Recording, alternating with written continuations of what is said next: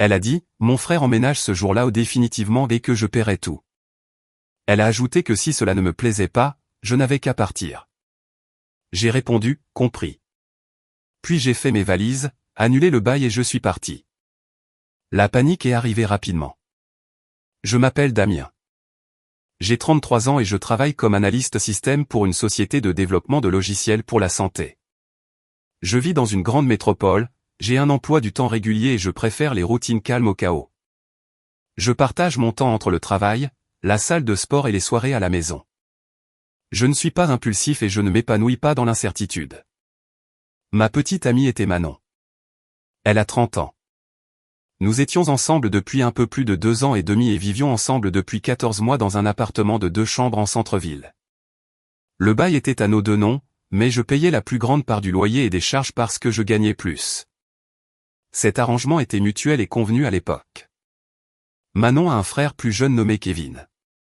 Il a 26 ans, est au chômage chronique, en permanence entre deux projets, et toujours à une urgence près d'avoir besoin d'aide. Il avait déjà séjourné chez nous temporairement. Temporaire, dans le monde de Kevin, signifiait généralement jusqu'à ce que quelqu'un force la main. Il y a environ 3 semaines, Manon est rentrée à la maison, inhabituellement de bonne humeur. Trop de bonne humeur. Elle a posé son sac, a retiré ses chaussures et m'a dit qu'elle avait une nouvelle excitante. Cette seule tournure de phrase m'a noué l'estomac. Elle a dit que son frère allait emménager. Pas pour quelques semaines. Pas jusqu'à ce qu'il se remette sur pied mais définitivement. Elle l'a dit avec désinvolture, comme si elle me disait que nous étions en panne de café. Puis elle a ajouté que puisque je couvrais déjà la plupart des factures, il serait logique que je gère également les coûts supplémentaires. Nourriture, charges, Internet. Elle a dit que Kevin était de la famille et avait besoin de soutien, et que je devrais être heureux d'aider. J'ai demandé quand cela avait été discuté. Elle a dit que cela n'avait pas besoin de discussion. Je lui ai dit que je n'étais pas à l'aise avec cet arrangement. J'ai dit que nous devions parler de limites, de finances et de délais. C'est alors que son ton a changé. Elle a dit que si cela ne me plaisait pas, je pouvais déménager. Aucune hésitation, aucune négociation, juste un défi. Je l'ai regardée un long moment et j'ai réalisé qu'elle ne bluffait pas. Elle s'attendait à ce que je cède. Je lui ai dit un seul mot, compris. Elle a ri comme si elle avait gagné. Elle n'avait aucune idée de ce qui allait se passer. Je n'ai pas discuté après cela. Je n'ai pas élevé la voix, ni énuméré de raisons, ni essayé de la faire changer d'avis. Quand quelqu'un vous donne un ultimatum aussi clair, la seule réponse honnête est de l'accepter au pied de la lettre. Je suis allé dans la chambre et j'ai fermé la porte. Pas de façon dramatique, juste silencieusement. Je me suis assis sur le bord du lit et j'ai réfléchi à la logistique au lieu des émotions. Cela a toujours été mon mode de fonctionnement par défaut. Une fois que vous retirez les sentiments, les décisions deviennent très simples. Le bail était reconductible de mois en mois. Ce détail comptait plus que tout. Nous l'avions choisi parce que Manon aimait la flexibilité. Elle disait que cela la faisait se sentir moins piégée à l'époque. J'ai accepté. Je l'ai noté et j'ai consulté le contrat de location sur mon téléphone juste pour confirmer la période de préavis. 30 jours. J'ai ouvert mon ordinateur portable et j'ai commencé à faire une liste de contrôles, annuler Internet, transférer ma part des charges, changer l'adresse de mon virement direct, regarder les options de stockage au cas où j'en aurais besoin temporairement. J'étais calme d'une manière qui l'aurait probablement effrayée si elle l'avait vu. 1 heure plus tard, elle a frappé et est entrée sans attendre de réponse. Elle a demandé si j'avais fini de bouder. Elle a dit que Kevin serait là dans 2 semaines et que je devais ajuster mon attitude. Elle a ajouté qu'une fois qu'il aurait emménagé, la 2e chambre serait la sienne, donc je devais de toute façon ranger mes affaires de bureau. Je l'ai regardée et j'ai dit que j'avais déjà donné mon préavis. Elle a cligné des yeux, a demandé, préavis de quoi? Je lui ai dit, de l'appartement. Je lui ai dit que je serais parti avant l'arrivée de Kevin. Je lui ai dit qu'elle pouvait garder l'endroit si elle le voulait, mais que je ne figurerais plus sur le bail et ne paierais plus aucune facture. C'est à ce moment-là que sa confiance a vacillé pour la première fois. Elle a dit que je ne pouvais pas faire ça. Elle a dit que nous vivions ensemble. Elle a dit que les couples arrangeaient les choses. Elle a dit que j'étais dramatique à cause d'une histoire de famille qui est de la famille. Je lui ai rappelé qu'elle m'avait dit de partir si cela ne me plaisait pas. Je lui ai dit que je l'avais prise au sérieux. Elle a dit que ce n'était pas ce qu'elle voulait dire. Cette phrase est arrivée un peu trop tard car au moment où elle a rendu mon logement conditionnel à l'obéissance, la relation a changé de forme de manière permanente et elle commençait tout juste à s'en rendre compte. Les jours suivants furent surréalistes, de la manière la plus calme possible. Manon agissait comme si rien n'avait changé. Elle parlait des couleurs de peinture que Kevin pourrait aimer. Elle se plaignait de l'étroitesse de l'appartement avec 3 personnes, mais a enchaîné en disant que les sacrifices faisaient partie de l'âge adulte. Elle m'a demandé de l'aider à déménager certaines des affaires de Kevin plus tard cette semaine-là. Je n'ai pas participé. J'avais déjà programmé la résiliation du bail avec la gérante immobilière. J'ai envoyé l'avis écrit le soir même. Elle m'a donné l'ultimatum. J'ai confirmé par écrit que je quitterais les lieux à la fin de la période de préavis et que je retirerais complètement mon nom. Pas de drame, pas d'avertissement pour elle, juste de la procédure. Lorsque l'email de confirmation est revenu, je l'ai transféré à mon compte personnel et l'ai archivé. Manon a remarqué les cartons en premier. J'ai commencé à faire mes valises méthodiquement. Les vêtements d'abord, puis mon installation de bureau, puis les articles de cuisine que j'avais payés. Je n'ai pas pris les objets partagés sauf si je pouvais prouver qu'ils m'appartenaient. J'ai tout étiqueté et empilé soigneusement dans le coin de la chambre. Elle a demandé ce que je faisais comme si elle ne le savait vraiment pas. Je lui ai dit que je me préparais à déménager. Elle a ri et a dit que j'étais mesquin et que j'essayais de lui faire peur. Elle a dit que j'avais toujours besoin de temps pour me calmer et que je changerais d'avis. Elle m'a rappelé que Kevin n'avait nulle part où aller et a dit qu'il serait sans cœur de les abandonner pour de l'argent.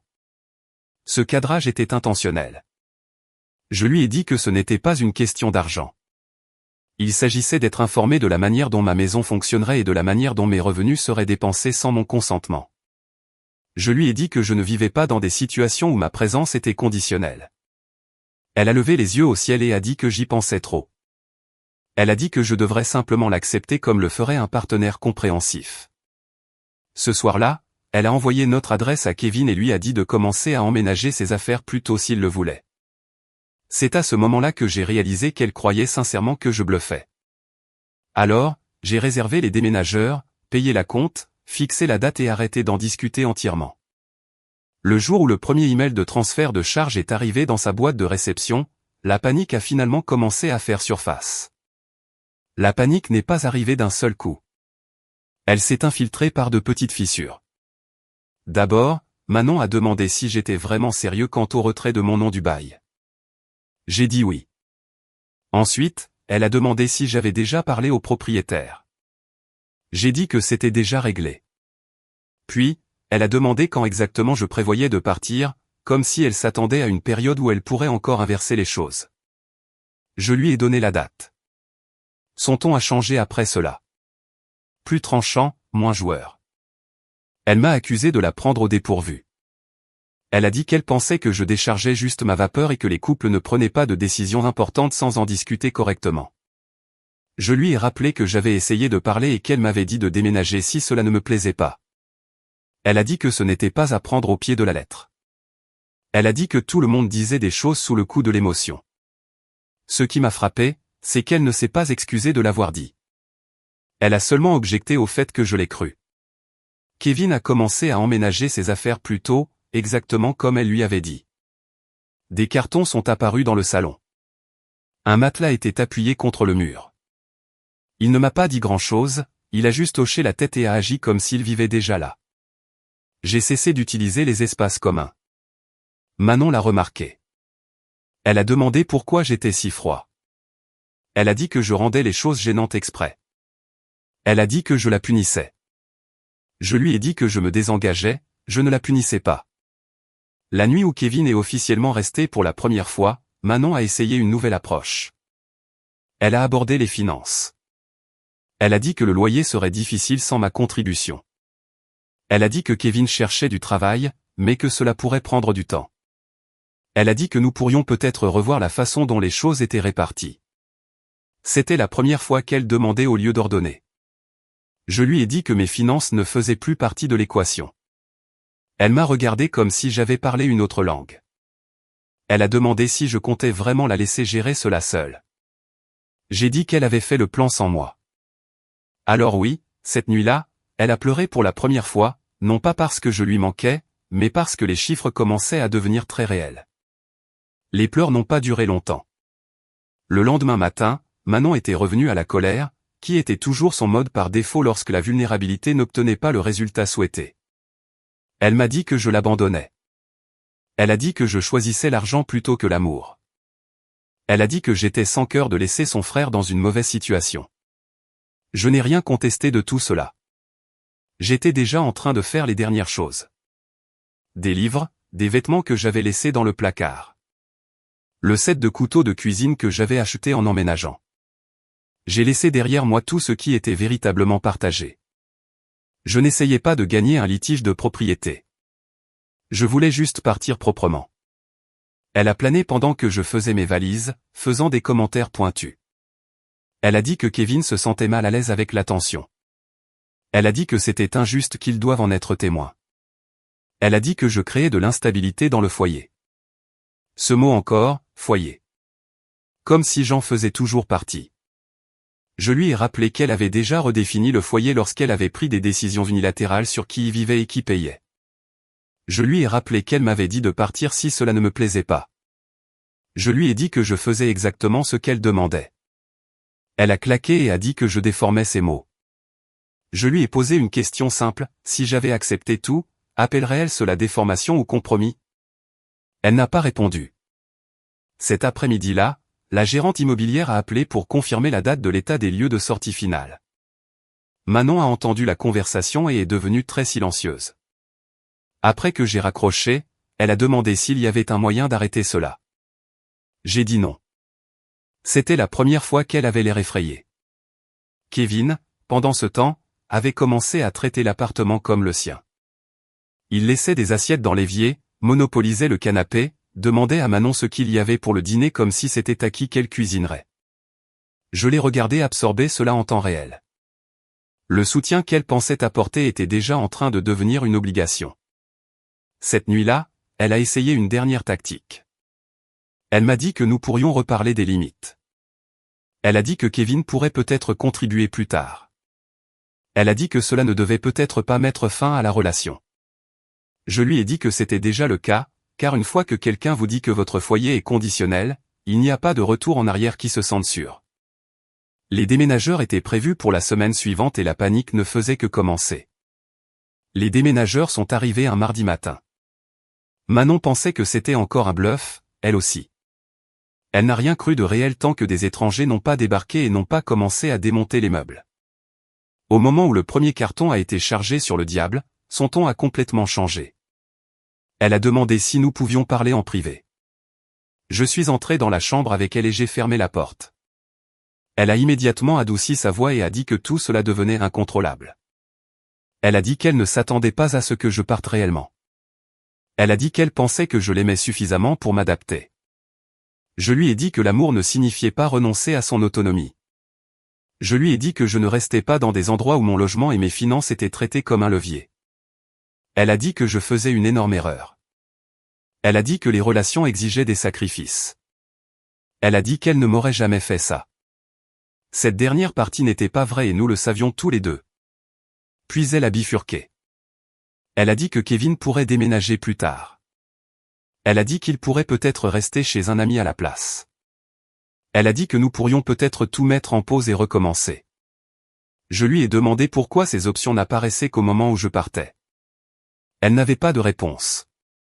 Quand je suis retourné dans le salon, Kevin était assis sur le canapé, défilant sur son téléphone pendant que les déménageurs travaillaient autour de lui. Il ne m'a pas reconnu. Il n'a pas aidé. Il n'a pas proposé de s'écarter.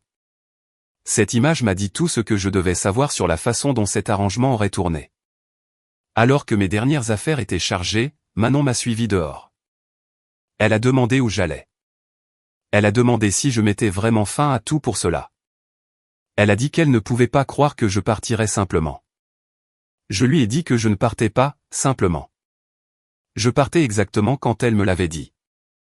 Quand je suis monté dans ma voiture, mon téléphone a vibré immédiatement. Un message d'elle disant qu'elle ne pensait pas que je le ferais vraiment. Cette phrase est restée avec moi car elle expliquait toute la situation. Elle ne pensait pas que mes limites étaient réelles. Elle pensait qu'elles étaient décoratives. Au moment où je suis parti en voiture, la panique s'était pleinement installée. La première nuit après mon départ, mon téléphone n'a pas arrêté de vibrer. Au début, c'était de nouveau de la colère. De longs SMS sur la trahison, sur la façon dont je l'avais embarrassé devant Kevin, sur la façon dont les vrais partenaires ne s'abandonnent pas quand les choses deviennent difficiles. Elle m'a accusé de ruiner ses plans et de la faire passer pour irresponsable. Puis le ton a changé. Elle a posé des questions pratiques qu'elle aurait dû poser des semaines plus tôt. Quand le loyer était dû, si j'avais déjà transféré les charges, si j'étais vraiment retiré du bail ou si c'était réversible, elle a demandé si je pouvais encore couvrir ma part pendant un mois de plus jusqu'à ce que Kevin trouve quelque chose. C'était la panique qui parlait. J'ai répondu une fois. Je lui ai dit que mes obligations prenaient fin le jour de mon départ et que l'annulation du bail était définitive.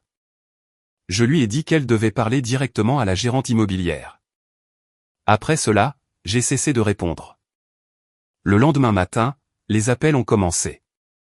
Les appels manqués s'accumulaient les uns après les autres. Certains duraient toute la sonnerie. D'autres se coupaient rapidement. Comme si elle raccrochait juste pour voir si je rappellerais. Je ne l'ai pas fait. Kevin, apparemment, ne travaillait toujours pas. Manon a envoyé un SMS pour dire qu'il était stressé, que la pression lui pesait, que ce n'était pas ce qu'elle s'attendait à ressentir.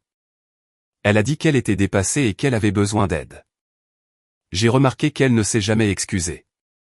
Pas une seule fois elle n'a reconnu l'ultimatum. Pas une seule fois elle n'a admis qu'elle avait supposé que je céderais. Elle a tout présenté comme des circonstances malheureuses au lieu de conséquences. 2 jours plus tard, elle s'est présentée à mon nouvel endroit sans prévenir. Je ne l'ai pas laissée entrer. Elle est restée dans le couloir, pleurant, me disant qu'elle avait fait une erreur. Elle a dit qu'elle n'avait pas réfléchi. Elle a dit qu'elle se sentait stupide et effrayée. Elle a dit que Kevin ne contribuait pas et qu'elle ne savait pas comment gérer tout seul. J'ai écouté à travers la porte. Quand elle a fini, je lui ai dit que j'étais désolé qu'elle soit en difficulté, mais que je ne reviendrai pas. Je lui ai dit que je ne me sentais pas en sécurité à vivre avec quelqu'un qui traitait ma stabilité comme un levier. Elle a demandé si c'était vraiment la fin. J'ai dit oui. Elle a glissé le long du mur et a pleuré plus fort. Ce son m'a suivi le reste de la nuit, mais cela n'a pas changé mon esprit car la panique n'annule pas le manque de respect et la peur n'équivaut pas à la responsabilisation. Au cours de la semaine suivante, la situation s'est rapidement détériorée. Manon a commencé à envoyer des messages moins émotionnels et plus désespérés. Elle a envoyé des captures d'écran de factures, des rappels de loyer, des soldes de charges. Elle a dit que l'appartement lui semblait soudainement trop grand et trop silencieux. Elle a dit que Kevin dormait toute la journée et restait éveillé toute la nuit. Elle a dit qu'il avait promis de chercher du travail, mais ne quittait jamais le canapé. Elle m'a dit qu'elle se sentait piégée. Ce mot a eu un sens différent cette fois-ci. C'était le même appartement. Elle avait dit que je pouvais partir si je n'aimais pas ses règles. La même flexibilité qu'elle aimait lorsqu'elle pensait que j'absorberais les conséquences. Maintenant, cela se refermait sur elle. Elle a demandé si je pouvais au moins venir parler à Kevin. Elle a dit qu'il me respectait plus. Elle a dit que je pourrais peut-être le motiver. Cette demande m'a stupéfait. Je lui ai rappelé que je n'avais jamais été son parent, son pourvoyeur ou son tampon. Je lui ai dit qu'elle avait choisi cet arrangement et que je respectais son choix en m'en retirant. Elle a dit qu'elle se sentait abandonnée. J'ai dit qu'elle ressentait les conséquences. À cette époque, j'ai appris par un ami commun que Kevin avait déjà dit aux gens que l'appartement était pratiquement le sien maintenant, qu'il prévoyait de rester à long terme, que Manon avait accepté de le soutenir jusqu'à ce qu'il se débrouille. J'ai repensé à la nuit où elle avait ri quand j'avais dit « compris ». Elle avait confondu la conformité avec la faiblesse. La gérante immobilière m'a appelé pour confirmer que la paperasse finale était complète. Mon nom était officiellement retiré de tout. J'ai transféré la confirmation à mon email et l'ai archivé sans y penser à 2 fois. Cette nuit-là, Manon a rappelé. Sa voix était différente, plate, fatiguée. Elle a dit qu'elle ne reconnaissait plus sa vie. Elle a dit que tout semblait hors de contrôle. Je lui ai dit que le contrôle n'est jamais quelque chose que l'on obtient en lançant des ultimatums. C'est quelque chose que l'on maintient en respectant les personnes qui aident à maintenir les choses ensemble. Elle a demandé si je l'aimais toujours. J'ai dit, l'amour ne survit pas là où le respect est absent. Il y eut un long silence. Puis elle a murmuré qu'elle avait tout gâché. Elle avait raison. Mais à ce moment-là, les dégâts étaient déjà structurels. Le véritable effondrement s'est produit en silence, ce qui, d'une certaine manière, l'a rendu pire. Quelques jours après qu'elle eut admis son erreur, Manon a cessé d'envoyer des messages pendant près de 48 heures. Pas d'accusation, pas de SMS paniqués, pas d'appels manqués, juste le silence. J'ai supposé qu'elle était enfin en train de digérer les choses ou de s'appuyer sur quelqu'un d'autre pour obtenir du soutien. Puis j'ai reçu un appel d'un numéro inconnu. C'était la gérante immobilière. Elle a demandé si j'étais au courant que Manon avait déjà pris du retard sur le loyer et les charges. Elle a dit que Kevin n'avait rien contribué et que Manon demandait si mon nom pouvait être temporairement réajouté au bail pour stabiliser les choses. J'ai ri avant de pouvoir me retenir. Je lui ai dit non, calmement, clairement. Je lui ai dit que ma résiliation de bail était définitive et que je ne serais en aucun cas réintégré. Elle m'a remercié et a dit qu'elle s'attendait à cette réponse. Même pas 10 minutes plus tard, Manon a appelé. Cette fois, elle n'a pas commencé par la colère ou la tristesse. Elle est allée directement à la négociation. Elle a dit qu'elle était dépassée. Elle a dit qu'elle avait fait une erreur en me poussant. Elle a dit qu'elle ne pensait pas que tout lui retomberait dessus si vite. Elle a demandé si je pouvais aider juste le temps que Kevin trouve un emploi. Elle a dit que ce ne serait que temporaire. Encore temporaire. Je lui ai dit que c'était précisément ce mot qui nous avait amenés ici. Je lui ai dit que Kevin avait déjà été temporaire auparavant. Je lui ai dit que je ne reviendrais pas dans une situation dont j'avais déjà échappé. Sa voix s'est brisée. Elle a demandé ce qu'elle devait faire maintenant. Je lui ai dit la même chose qu'elle m'avait dite, débrouille-toi. Ce silence qui a suivi fut plus lourd que n'importe quel cri. Plus tard ce soir-là, un ami commun m'a dit que Manon se défoulait sans arrêt. Qu'elle disait qu'elle n'avait jamais pensé que je partirais réellement. Qu'elle croyait que menacer mon logement me ferait plier. Qu'elle était choquée que je choisisse la stabilité plutôt que de rester et de réparer les choses. Cette confession expliquait tout. Elle ne s'attendait jamais à ce que je me choisisse moi-même. Elle s'attendait à ce que je reste, que je paie et que je m'adapte. À la fin de cette semaine, elle parlait elle-même de rompre le bail. Kevin, sans surprise, n'avait aucun plan de secours. La situation qu'elle avait créée la rongeait, et j'étais enfin assez loin pour la voir clairement. J'écris cette dernière partie parce que les gens me demandent quelle était la leçon, ou si je me sens mal maintenant que tout a explosé de son côté. Voici la vérité. Manon ne m'a pas perdu quand j'ai fait mes valises.